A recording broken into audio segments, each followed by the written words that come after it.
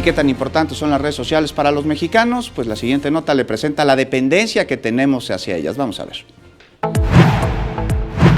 8 horas con 12 minutos es el promedio diario que una persona se conecta a Internet. De este tiempo, 3 horas con 28 minutos lo pasan revisando alguna red social. De acuerdo con un estudio realizado en el 2018 por la Asociación Mexicana de Internet, cada usuario mexicano posee en promedio 5 redes sociales, la principal Facebook, seguida de WhatsApp y en tercer lugar YouTube, con 10% más usuarios que en el 2017.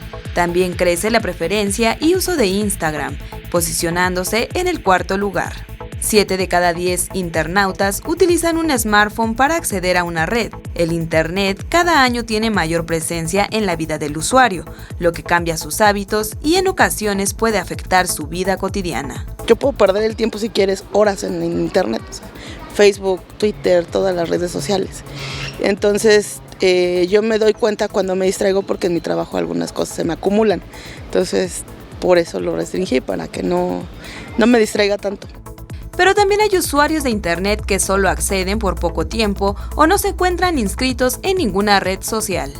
Pues no tengo redes sociales. Bueno, WhatsApp no sé si es igual es una red social, pero muy poco.